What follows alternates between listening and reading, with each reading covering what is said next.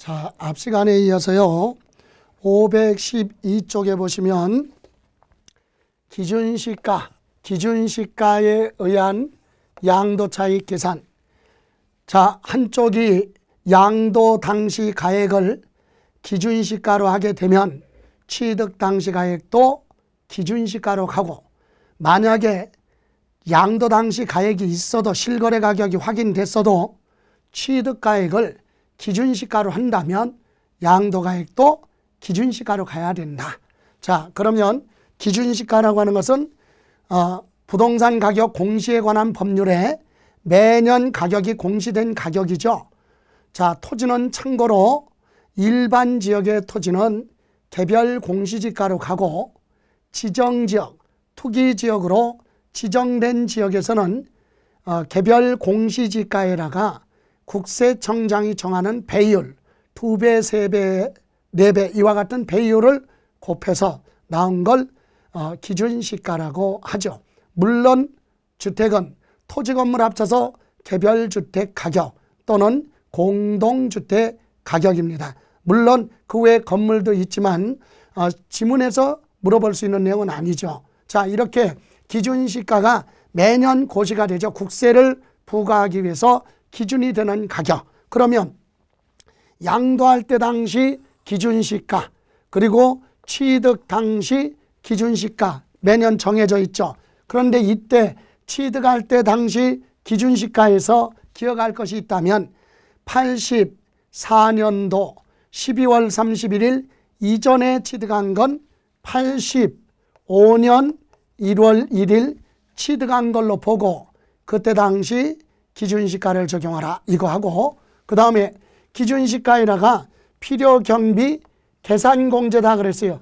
계산공제라고 하는 것은 실제로 발생한 비용이 아니라 취득 당시 기준시가가 정해져 있으니까 그 가격에 일정 비율만큼 비용이 발생한 걸로 봐주겠다라고 하는 필요경비 계산공제라고 하죠. 어림하여 대략 이 뜻이에요. 그래서 부동산은 이 계산공제는 취득 당시, 취득할 때 당시 기준시가가 있죠.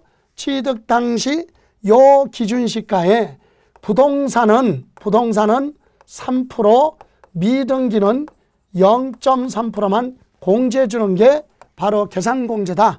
물론 다른 것도 있죠. 부동산에 대한 권리 외에도요. 예를 들어서 골프영권, 기타 자산도 있을 것이고, 또는 부동산에 대한 권리, 지상권, 전세권, 등기된 부동산 임차권도 있는데, 이런 임차권, 지상권, 전세권은 취득 당시 기준시가의 7%, 미등기는 1%, 나머지는 1%로 되어 있어요. 그런데 거기까지는 기억할 필요 없고, 우리 부동산은 등기했으면 3%, 미등기 전매를 한다면 0.3%만 공제해 주겠다. 만약에 취득 당시 기준시가가 1억이면 1억에 3% 300만 원이죠. 그래서 여러분 참고로 밑에 보시면 512쪽 토지의 기준시가, 그 밑에 주택의 기준시가 나왔고, 513쪽에 보시면 기준시가에 의한 필요경비 계산공제라고 나왔죠. 토지, 건물, 주택 첫 번째 칸에 부동산은 취득 당시 기준시가의 몇 프로? 3%. 그죠? 3%. 그리고 미등기는 0.3. 이 정도만 이해하시면 되겠네요. 자, 이렇게 해서 필요경비 계산공제를 적용해서 양도 차익. 그러니까 실제로 발생한 비용이 있어도 인정하지 않겠다. 자, 또 하나 여기 고가주택에 대한, 이번에는 고가주택에 대한 양도 차익. 여러분 고가주택은 뭐냐? 이제 실거래 가격이 9억을 초과하는 걸 고가주택이다 이렇게 사람들이 많이 이해를 하고 있어요. 물론 틀린 건 아니지만 조금 더 우리는 시험을 준비하는 거기 때문에 정확한 내용을 표현한다면 이거죠. 1세대 1주택이에요. 1세대 1주택. 그리고 등기가 됐고 그 다음에 몇 년? 2년 보유하고 양도를 하는데, 다만 실거래 가격이 9억을 부할 때만, 초과할 때만 고가주택이라고 한다. 주택을 여러 개 가지고 있는데 그 중에 하나를 처분했고 그것이 실거래 가격 9억을 초과하면 그런 고가주택이라고 하지 않습니다. 그럼 고가주택이 아니면 뭐냐? 일반 부동산과 똑같이 양도차익을 계산합니다. 그럼 여기 고가주택이라는 것은 1세대 1주택 2년 보유하고 양도하면 비과세인데 고가주택이니까 과세를 하는데 고가주택 9억을 초과 안 했으면 비과세고 9억을 초과하면 과세하는데 그것을 전부 다 과세할 수는 없다. 기본 얼마 9억에 대한 양도차익은 빼고 나머지만 가지고 양도소득세를 부과하겠다. 과세는 하더라도 일부 9억을 초과하는 이익에 대해서만 과세하겠다. 여러분 박스 안에 보시면 공식이 일반 고가주택의 양도차익은 일반 양도차익이 나오면 거기서 양도가액 분의 양도가액에서 기본 얼마 9억을 차감해서 양도차익을 계산한다 그랬는데 예를 들어 한번 도입해 볼까요? 만약에 양도가액이 10억이고 필요 경비가 8억이고 그 다음에 2년 보유했다. 1세대 1주택이다. 이렇게 1세대 1주택 비과세 요건을 다 충족했는데 다만 그게 고가주택이다. 이럴 때는 혜택을 주죠. 자, 정상적으로 양도차익을 계산하면 양도가액 10억에서 필요경비 8억이죠. 8억. 필요경비 빼면 일반적으로 양도차익이 2억 나옵니다. 그런데 일반 주택을 여러 개 가지고 있다가 팔았다면 1세대 1주택이 아니니까 요걸 그대로 과세해야 되는데 이 요건을 다 충족했다면 요 일반 양도차익 2억 곱하기 얼마? 이것은 10억에 양도했을 때 생긴 이익이죠. 그럼 여기서 10억에서 기본 얼마? 9억을 빼라. 그러면 초과된 거 1억이죠. 1억에 대한 이익이 얼마냐? 이것은 10억에 처분했을 때 생긴 이익이에요. 그럼 1억에 대한 이익은 10분의 1이니까 2천만 원이 되겠죠. 2천만 원. 그래서 결론은 1세대 1주택이 아니라 여러 개 다주택자 중에 주택을 하나 10억에 팔았다면 그건 고가주택이 아니기 때문에 혜택을 안 주고 그대로 2억으로 보고 양도소득세 과세하는데 1세대 1주택으로서 비과세 요건을 충족했다면 이렇게 혜택을 주죠. 그래서 2천만 원을 양도차익으로 보고 계산하겠다. 이것이 고가주택에 대한 양도차익 계산입니다. 자, 다음 이번에는 513쪽 이제 장기보유 특별공제로 가죠. 자, 장기보유 특별공제는 이렇게 해서 무슨 차익이 나오면 양도차익이 나옵니다. 실거래 가격으로 해서 양도차익 계산하고 실거래 가격이 없으면 기준시가로 양도차익을 계산해서요. 자, 이렇게 양도차익이 나오면 여기서 장기보유 특별공제가 뭐냐? 장기간 보유했죠. 여기서 장기 보유하면 3년부터예요. 3년 이상 보유하고 양도하는 건 장기간이다. 그렇다면 부동산을 투기하지 않고 장기간 가지고 있다 양도하면 보유기간에 발생한 물가 상승률만큼 명목상 이익이 발생했기 때문에 양도차익에서 장기보유 특별공제 즉 물가 상승률에 대한 이익만큼은 양도소득세 부담을 줄여줘야 되겠다. 왜? 줄여주지 않으면 장기간 가지고 있었던 사람은 처분하면 매매 차익이 많이 나오니까 매매를 하지 않는다면 부동산 시장이 동결되고 그로 인해서 부동산 가격이 하락이 되고 그러면 경제 대란이 올 수도 있기 때문에 우리 장기간 보유하고 양도할 때는 보유기간에 따른 물가 상승률을 1년에 한 3% 정도 가정을 해서 그 정도만큼 이익을 공제해 주겠다. 이것이 바로 장기보유 특별공제죠. 그럼 장기보유 특별공제는 어떤 거에 대해서 공제를 하느냐? 여러분 교재 513쪽 공제 대상은 3년 이상 보유하고 양도를 하는 토지, 건물, 조합원 입주권. 자, 첫 번째 장기보유 특별공제는 토지, 건물, 조합원 입주권이에요. 조합원 입주권. 이때 조합원 입주권은 조합원으로부터 전매로 취득한 건 공제해 줄 수 없다. 그죠? 당초 조합원이 가지고 있다 양도할 때만 공제해 주고, 두 번째 이와 같은 토지, 건물, 조합원 입주권을 양도하는데 최소한 몇 년? 3년 이상 보유를 하고 양도할 때만 공제 혜택을 주겠다. 여러분 토지, 건물 하니까 어떤 분은 생각할 때 그렇다면 뭐 주택은 또는 임야는 나대지는 공제 못 받나? 이렇게 생각할 수 있는데 다 토지, 건물에는 다 해당이 됩니다. 뭐 상가 부동산이든 비사업용 토지든 나대지든 농지가 됐든 주택이든 간에 토지, 건물은 다 해당돼요. 그리고 조합원 입주권. 다만 부동산은 토지, 건물은 3년 이상 보유하고 이렇게 보유하고 양도를 하되 반드시 무엇을 하라? 등기가 된 거.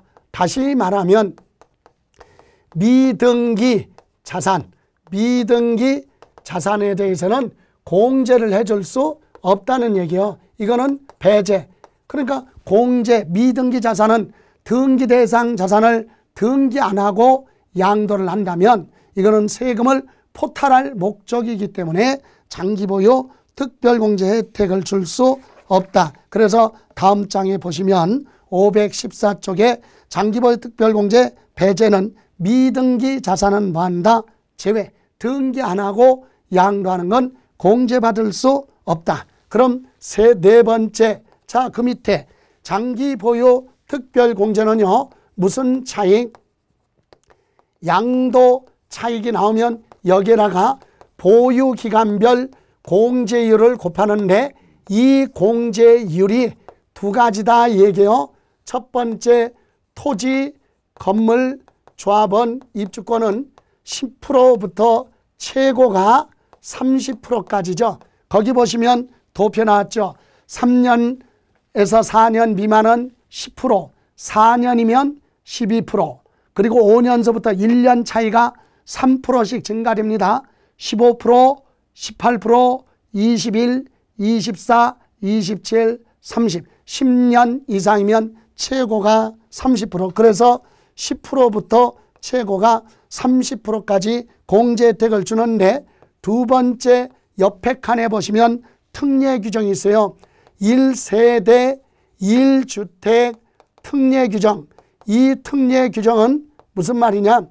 한 세대가 주택을 2개 가지고 있다가 양도하는 경우는 1세대 1주택이 아니기 때문에 과세를 하지만, 특별한 경우에는 2개를 가지고 있다 처분하더라도 비과세 혜택을 주겠다라고는 그런 규정에 해당하는 주택을 양도하면 비과세 받아야 되는데 비과세 못 받고 과세를 하는데, 과세를 하더라도 장기 보유 특별공제는 형평성을 고려해서 세부담을 줄여주겠다. 그래서 이렇게 24%죠. 이것은 1년에 8%씩이에요.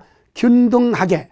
그러면 3년이니까 3, 8이 24, 4년이면 4, 8이 32, 이렇게 해서 1년 늘어날 때마다 8%씩 증가가 되죠. 그래서 최고 80%까지 이와 같은 혜택을 줍니다. 그런데 요 1세대 1주택 특례 규정은 대한민국 국민 거주자한테만 혜택을 주기 때문에 요건 누구? 비거주자는 뭐한다?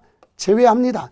잘못 이해하시면 비거주자는 장기보유 특별공제를 못 받는다, 안 해준다 이렇게 오해할 수 있는데 그게 아니라 비거주자는요 요걸로 간다는 얘기예요.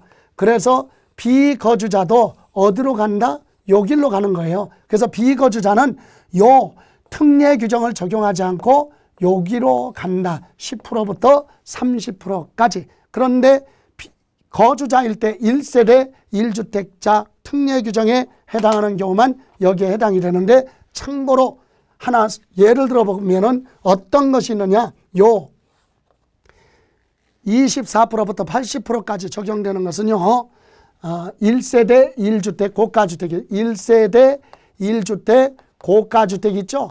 고가주택은 과세는 하되 세부담을 좀 줄여주겠다. 그래서 이와 같은 특례 규정으로 가는 겁니다. 그 다음에 1세대 1주택 특례 규정은 예를 들어 이런 거, 일시적으로 2주택이 있고요. 혼인으로 인하여 2주택 또는 부모님 동거 봉양으로 2주택 이런 경우가 있어요. 이런 경우 등은 일일이 종류가 많기 때문에 자, 하나 정도만 볼까요? 자, 기존에 주택을 하나 취득했어요. 자, 주택을 하나 취득했죠. 취득하고 그리고 나서 몇 년이 지나가요? 1년. 1년이 지난 후에 또 하나의 주택을 취득했어요. 이럴 때는 혜택을 주는 거죠. 무슨 혜택을 주느냐? 자, 요 주택을 취득하고 1년 안에 취득했다면 투기니까 비과세 혜택을 주지 않지만 1년 지난 후에 또 하나 주택을 취득해서 1세대 2주택이 됐다. 이건 일시적이라는 얘기예요. 그래서 이런 경우는 요 주택을 취득한 날로부터 3년 안에 종전주택을 여기서 양도를 하고, 이때 양도할 때 이 주택이 취득에서부터 양도할 때까지 몇 년 보유했으면 2년 보유했으면 이 주택은 없는 걸로 보는 거죠. 주택 하나 가지고 있다가 양도한 걸로 보고 2년 보유했으면 비과세 혜택을 주겠다. 다만 조건이 새로 주택 취득하고 3년 안에 종전주택을 팔면 요거 비과세 혜택을 줘요. 그럼 나머지 하나는 당연히 1세대 1주택이니까 두 개 다 비과세 받을 수 있다는 얘기죠. 그런데 문제는 요때 3년 안에 양도를 하면 비과세입니다. 세금 안 내죠. 근데 3년이 지나서 여기서 뭐를 한다면, 양도를 한다면 이때는 과세는 하되 뭘로? 장기보유 특별공제를 많이 해주겠다 얘기해요. 24%부터 80%까지. 또 이것도 같은 개념이에요. 주택 하나 가지고 있는 남자와 주택 하나 가지고 있는 여자가, 즉 주택 하나 가지고 있는 남자와 주택 하나 가지고 있는 여자가 결혼을 합니다. 그래서 1세대 2주택이 됐다. 이것은 혼인한 날로부터 몇 년?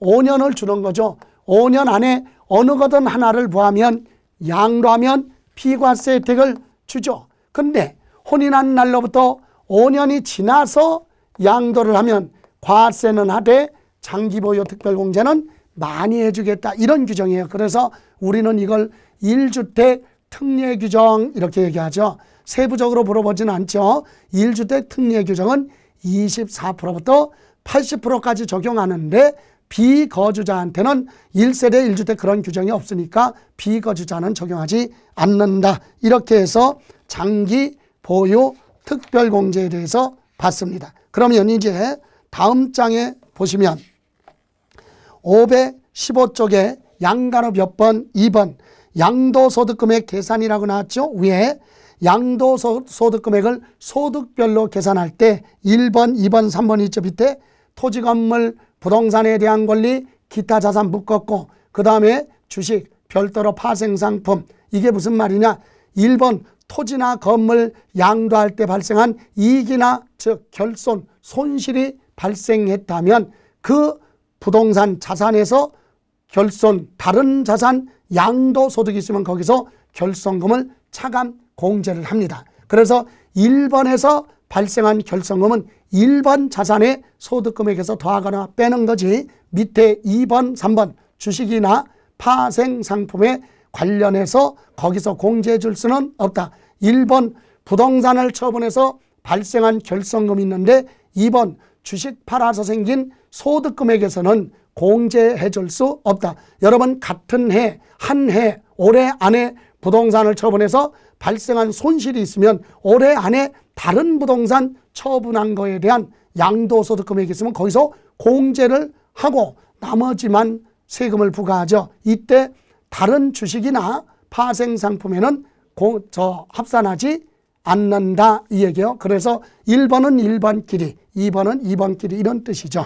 다음 이번에는 단원 7번에 과세표준 계산, 그래서 양도소득기본공제. 여기 보세요. 이제 장기보유 특별공제를 해서 소득금액 나왔고 여기서 양도소득 기본공제를 해서 과세표준 나오죠. 그럼 여기 양도소득 기본공제는 바로 뭐냐? 양도소득 기본공제는 양도소득세 과세 대상 자산을 거주자가 우리나라에서 양도하던 거주자가 외국의 부동산을 양도하던 발생한 소득에서 최소한 250만 원만큼은 세금을 부과하지 않겠다라고 하는 기본적으로 공제주는 사람한테 공제주는 인적공제입니다. 거주자는 국내 자산에도 또는 외국 자산 양도한 것도 각각 공제를 해주겠다. 그럼 거주자만 아니죠. 비거주자도요. 우리나라 안에 발생한 양도소득에 대해서는 250만 원만큼 기본공제를 해줍니다. 그래서 거주자, 비거주자 불문하고 공제를 해주는데 차이점은 비거주자는 우리나라 안에 자산 양도한 것만, 거주자는 외국 자산 양도한 것도 따로 공제해주고 국내 자산 양도한 것도 따로 공제를 해준다.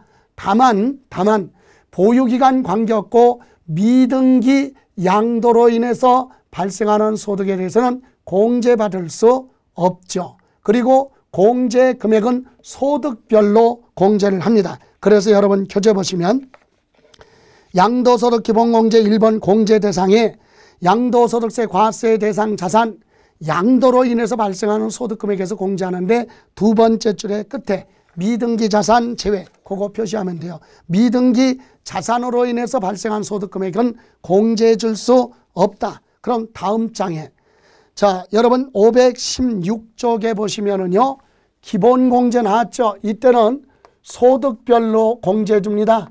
각 소득별로 각각 연 얼마 250만 원 한도 내에서 공제하는데 요때 요 소득별이 뭐냐? 소득을 세 가지로 나눴죠. 첫 번째 토지, 건물, 부동산에 대한 권리, 기타 자산 이거 양도로 인해서 발생한 소득금액이 나오면 거기서 250만 원 공제해 주고요.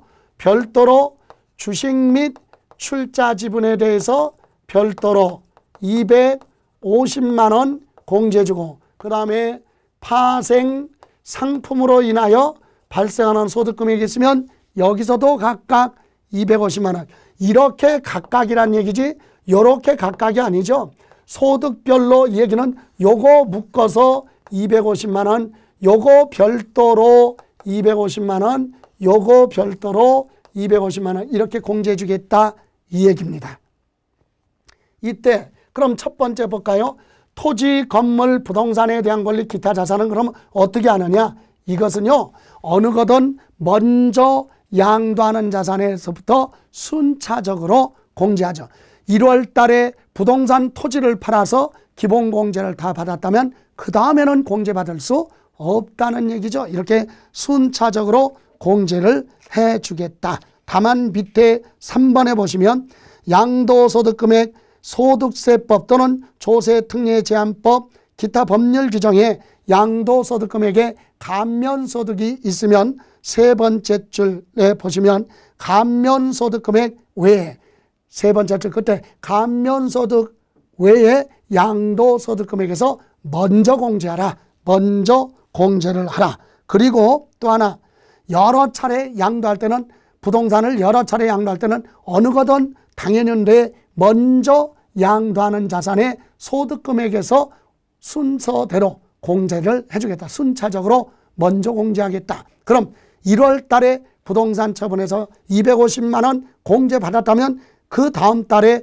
부동산을 처분해서 발생한 소득이 있어도 공제받을 수 없다. 어느 거든 먼저 하는 양도하는 자산에 순차적으로 공제 혜택을 줍니다. 이렇게 해서 우리 양도소득 기본공제를 봤어요. 이렇게 해서 과세 표준이 나오는데 과세 표준 들어가기 전에 이제 세율 적용해야 되는데 세율 들어가기 전에 여러분 교재 516쪽 양도소득금액 계산 특례 규정이 있습니다. 이 부분은 아주 어렵고 힘든 부분인데 좀 정리를 하셔야 돼요. 그 중에 1번 배우자 또는 직계존비속 간의 증여재산 2월 과세, 이건 뭐냐? 무조건 다 적용하는 것이 아니라 앞의 시간에서도 언급을 했는데 한번 볼까요? 이 얘기입니다. 자, 남편이 부동산을 1억을 주고 취득했다. 그런데 이쯤에 증여를 합니다. 누구한테? 배우자인 부인에게. 만약에 7억에 양도를 했다. 그래서 증여를 했어요. 그러면 부인은 증여세를 부과하는데 취득세 내고 요거 받았을 때 증여세 납부했겠죠. 만약에 10년 이내 증여받은 재산이 없었다면 기준시가로, 즉 실거래가 아니라 실거래는 7억이지만 기준시가 6억까지는 뭐가? 증여세 부과되지 않기 때문에 그걸 이용을 해서 양도할 수도 있어요. 이렇게 증여를 했고, 자, 부인은 증여받고 몇 년이에요? 5년이에요. 5년 이내. 만약에 5년이 지나서 양도했다고 해볼까요? 이쯤에서 타인에게 양도를 했다. 타인에게 얼마에 양도를 했느냐? 9억에 양도했다고 가정해봐요. 그럼 이때 양도소득세는 당연히 부인이 양도했으니까 양도소득세 내야죠. 이때 양도가액은 부인의 양도가액 9억이고 부인의 취득가격 얼마? 7억이에요. 그래서 매매 차익이 얼마? 2억. 이렇게 양도소득세를 계산하게 됩니다. 정상이니까. 그런데 몇 년 안에? 5년 안에 이쯤에서 타인에게 만약에 9억에 양도를 했다고 가정해봐요. 이것도 양도소득세는 부인이 내겠죠. 그런데 이때 부인은 양도가액 9억에서 취득가격은 증여한 누구? 배우자의 취득 당시 가격 1억. 그리고 여기서 증여세 낸 거 있으면 필요경비로 넣어서 요거 가지고 무슨 차익, 이것만 있다면 양도 차익은 8억. 이렇게 가지고 양도세 부과합니다. 결론은 부동산 취득해놓고 배우자, 직계, 존비속, 부부간에 또는 부모, 자식 간에 증여받고 몇 년 안에 5년 안에 이렇게 양도를 하면 양도가액에서 공제하는 취득가액은 증여한 배우자의 취득 당시 가격으로 양도 차익을 계산하니까 양도소득세 부담이 크다는 얘기예요. 그래서 우리는 몇 년 지나서 5년 지나서 처분하라. 이것을 우리는 증여재산 2월 과세라고 하죠. 조금 더 정리하면 이거죠. 자, 여기 보실까요? 부모 자식 간에 부부 간에 뭘 증여받았느냐? 토지, 건물, 특정 시설물 이용권이죠. 골프이용권, 콘도이용권, 이와 같은 기타 자산, 그죠? 토지, 건물, 특정 시설물 이용권을 증여받고 5년 안에 양도를 하는데 이때 양도가액에서 공제하는 취득가액은 증여자의 취득 당시 가격으로 하고, 그 다음에 또 하나 기억할 것이 장기 보유 특별 공제하고 양도소득세 세율 적용할 때 보유기간은 이렇게 계산합니다. 증여한 누가? 증여한 배우자의 취득한 날부터 배우자가 뭐한 걸로? 양도한 걸로 보고 보유기간을 계산한다. 보유기간. 자, 증여한 남편으로부터 증여받아서 5년 안에 팔면 증여한 남편의 취득한 날부터 날짜 계산하고, 아버지로부터 증여받은 걸 자식이 5년 안에 팔면 증여한 아버지의 취득한 날부터 보유기간 계산한다. 이 얘기입니다. 그래서 볼까요? 1번은 적용 대상 자산은 거주자가 양도일로부터 소급하여 몇 년? 5년 이내죠. 5년 이내 배우자 또는 누구 세 번째 줄 직계 존비속으로부터 증여받았어요. 무엇을? 토지, 건물, 그리고 특정 시설물 이용권을 5년 안에 양도하는 경우죠. 그럼 다음 페이지 517조 517조 양도차익 계산은 거기 첫 번째 줄 양도차익 계산할 때 거기 양도가액에서 공제할 취득가격은 각각 배우자 또는 직계 존비속의 취득 당시 가액으로 한다. 남편한테 증여받았다면 증여한 남편의 취득 당시 가격을 여기 가지고 요거 양도차익을 계산하겠다. 증여한 남편의 또는 부모 자식 간에 취득했을 때 당시 그 가격 가지고 양도차익을 계산하고 그 밑에 증여받았을 때 납부할 증여세가 있거나 납부할 증여세가 있으면 그건 필요경비로 공제를 해주겠다. 또 하나 3번 기억할 것이 보유기간 특례, 장기보유, 특별공제, 양도소득세 세율 적용할 때 보유기간은 증여한 배우자 직계 존비속이 해당 자산을 취득한 날부터 소급해서 보유기간을 적용한다. 그런데 그 밑에 4번 다만 이러이러한 경우는 2월 과세 규정을 적용하지 않습니다. 어떤 거? 증여한 배우자가 중간에 사망했거나 또는 1세대 1주택 비과세나 고가주택에 해당하는 1세대 1주택 특례 규정에 해당하는 건 이런 규정을 적용하지 않습니다. 의미가 없다는 얘기죠. 다시 말하면 비과세 대상 1세대 1주택을 증여받고 뭐 5년 안에 팔았다 그러면 전체 보유기간 2년 이상이면 그냥 비과세 혜택을 주니까 의미가 없죠. 그런 경우는 제외한다. 이렇게만 정리를 하시고 다음 이번에는 518쪽으로 가서 다른 건 크게 정리할 내용은 없습니다. 다음에 518쪽에 보시면 미등기 자산 양도라고 나와 있죠. 밑에 그거 정도는 보고 가셔야 되는데 이게 바로 뭐냐? 미등기 자산이라고 하는 것은 등기 대상 자산을 취득해 놓고 등기를 하지 않고 양도하는 건 미등기 양도자산이죠. 이건 세금을 포탈할 목적이기 때문에 양도소득세에서 불이익을 줍니다. 그럼 어떤 불이익을 주느냐? 양가로 1번 양도소득세 비과세 감면 혜택을 안 줘요. 미등기는. 그리고 이미 지금 공부했죠. 장기보유 특별공제도 안 해줍니다. 그리고 양도소득 기본공제도 안 해주고 이따가 세율 적용할 때 가장 높은 미등기는 70%죠. 미등기는 투기가 아니라 아예 세금을 포탈할 목적이에요. 자기 빠지겠다는 얘기지. 그래서 이거는 아주 세부담을 아주 크게 하죠. 그래서 70% 적용합니다. 그런데 문제는 그 밑에 양가로 2번에 있어요. 미등 다음의 경우는 미등기 양도자산으로 보지 아니한다. 무슨 말입니까?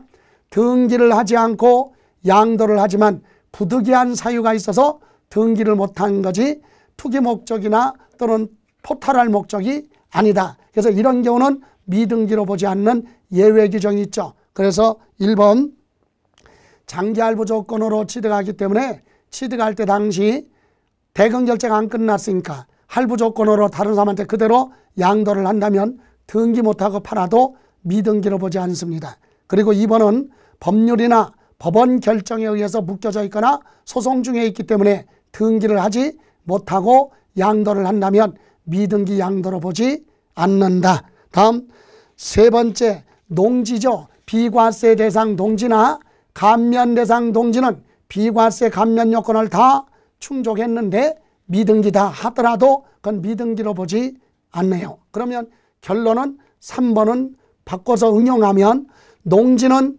비과세 대상이나 비과세 대상 농지나 감면 대상 농지는 미등기라도 비과세 감면받을 수 있다. 이렇게 응용할 수 있죠. 다음 네 번째 1세대 1주택으로서 건축법에 허가받지 아니하여 취득할 때 등기가 불가능했던 자산. 다시 말하면 1세대 1주택 2년 보유하고 양도를 하는데 무허가 주택이에요.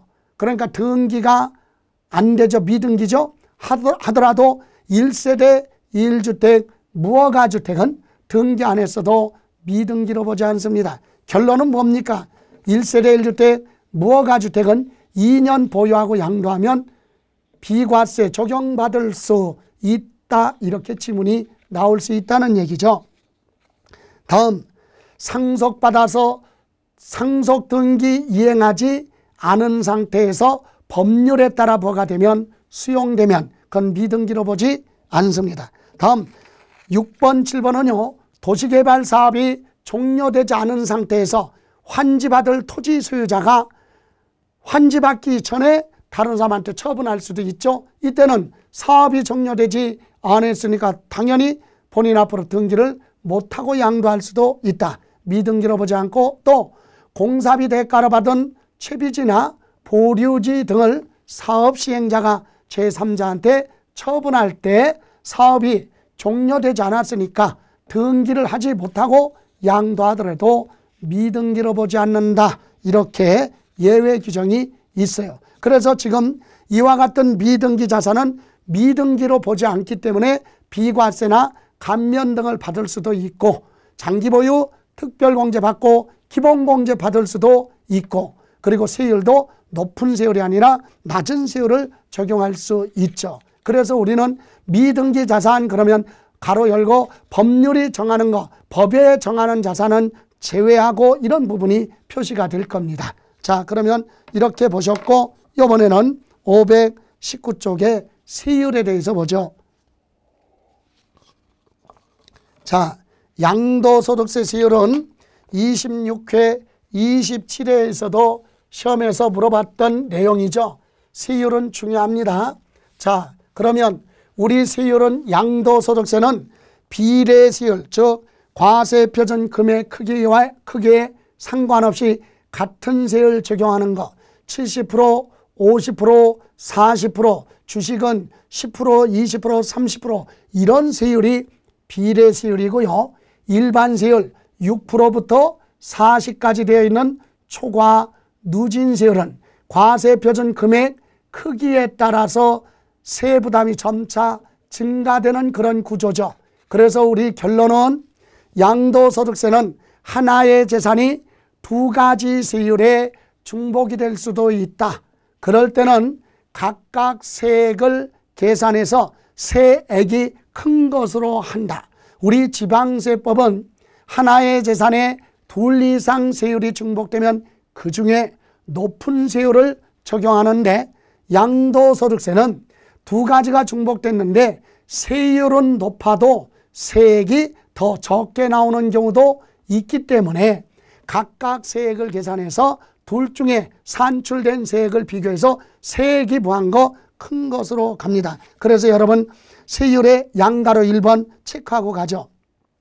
다음의 세율 중 둘 이상에 해당할 때는 해당 세율을 적용하여 계산한 양도소득 산출세, 그거 출세, 산출세액 중 큰 것으로 한다. 큰 금액으로 한다. 일단은 세율이 높아도 세금이 적게 나올 수 있으니까 각각 세액을 계산해서 세액을 비교해서 큰 것으로 한다. 요거 하고요. 다음 밑에 보시면 토지 건물 부동산에 대한 권리는 미등기 자산은 70%죠. 1년 미만 보유했으면 투기라고 해서 50%, 1년 이상 2년 미만은 40%, 그리고 2년 이상 보유하고 양도하는 부동산은 6%부터 40%까지 초과 누진세율로 되어 있습니다. 그런데 이번에 비사업용 토지는 특별히 2년 이상 보유하고 양도할 때는 2년이 안 됐을 때는 위에 거랑 같은데 2년 이상 보유하고 양도할 때는 일반 세율 6%부터 40% 이와 같은 일반 세율의 10%를 할증합니다. 그래서 16%부터 50%까지 이와 같은 누진세율을 적용하고 그 밑에 있죠. 세 번째, 부동산 중에서도 주택하고 조합원 입주권은 따로 띄어서 1년 미만 가지고 있다 양도하더라도 투기로 보지 않아요. 그래서 50%가 아니라 40%. 아까 일반 상가 등의 부동산은 1년 미만이면 50%인데 주택은 1년 미만이라도 40%입니다. 그리고 1년 이상 보유하고 양도하면 6%부터 40% 이렇게 세부담을 줄여주는 걸로 세율이 구성되어 있고, 밑에 기타 자산은 등기 여부 보유기간 상관없이 언제나 6%부터 40%까지 비례 초과 누진세율을 적용합니다. 그리고 그 밑에 주식이나 파생상품은 부동산이 아니니까 참고로만 보시고, 다음 그 밑에 6%부터 40%까지 6단계로 되어 있는 초과 누진세율이죠. 세율표 참고로만 보시면 됩니다. 다음 장에 보유기간 특례, 요거 두 가지는 알고 가야죠. 보유기간, 양도소득세 세율 적용할 때 보유기간에 따라 세율이 다르죠. 1년 미만이면 50%, 1년을 채웠으면 40%, 2년을 채우면 일반 부동산은 6%부터 40% 이렇게 세율이 달라요. 이때 보유기간은 취득에서부터 양도일까지를 보유기간이라고 하는데 특별한 규정 두 가지가 있죠. 첫 번째, 상속받은 재산은 양도 및 취득 시기는 원래 상속 개시일에 취득한 걸로 봐요. 그렇지만 세율 적용할 때는 세부담을 줄여주기 위해서 투기로 보지 않겠다 이거죠. 상속받은 재산을 바로 처분하더라도 그건 투기가 아니다. 왜? 내 의사와 상관없이 본의 아니게 받은 거기 때문에 특별히 세부담을 줄여줘요. 그래서 상속받은 재산을 양도하는 경우는 피상속인 사망한 사람의 취득한 날부터 상속인이 양도할 때까지를 보유기간으로 소급해서 계산해서 세부담을 줄여주겠다. 이게 보유기간만 그렇게 계산합니다. 그것도 세율 적용할 때만, 세율 적용할 때. 또 하나, 두 번째는 배우자 증여재산 이월과세 있었죠. 남편으로부터 증여받아서 5년 안에 양도하거나 부모 자식 간에 증여받고 5년 안에 양도할 때는 증여한 배우자나 증여한 부모 자식의 취득한 날부터 보유기간을 소급해서 보유기간을 계산한다. 요 두 가지, 이게 양도소득세 세율 적용의 특례, 보유기간 특례, 그거 반드시 기억하시고, 참고로 나머지 부분은 크게 비중도 없으니까 참고로만 보시면 됩니다. 자, 이렇게 해서 양도소득세 과세표준내라가 세율 곱해서 양도소득세가 나오죠. 참고로 하나, 여러분 주택은요, 주택 있죠. 주택하고 또 하나 조합원 입주권은 1년 미만 보유하고 양도를 하면 1년 미만이라도 투기로 보지 않고 1년 이상 가지고 있다가 양도를 하면 6%부터 40%까지 이렇게 세율 적용하는데, 그래서 여러분이 하나 기본적으로 주택은 1년을 채웠을 때와 1년을 못 채웠을 때 세금 부담이 배 이상, 절반 이상 차이가 난다. 이렇게 이해하시고 앞으로 주택을 처분할 때는 반드시 1년을 채워서 취득하고 1년 지나서 처분을 해야 양도소득세 부담이 적다는 얘기입니다. 그럼 무슨 말이냐? 만약에 과세표준이 1억이라고 가정해봐요. 1억. 그럼 1년 미만이면 당연히 비례세율 40%니까 4천만 원의 양도소득세가 나왔어요.